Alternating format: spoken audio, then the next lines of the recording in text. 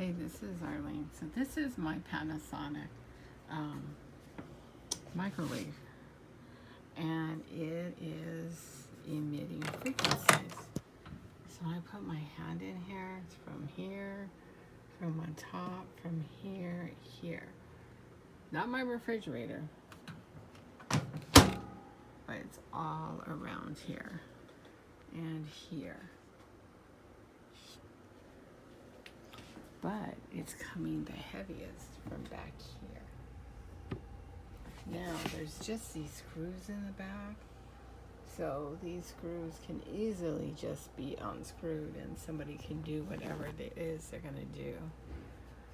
I'm assuming somebody that specializes as an electrician or appliance repair knows exactly what they're doing.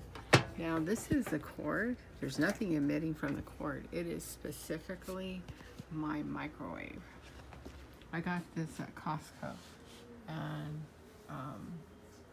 I'm thinking somewhere along the line when they come into my apartment and do unauthorized work, they did something to my microwave, because that's the plug for it hanging down there. So it's not even plugged into anything. And yet it emits frequencies.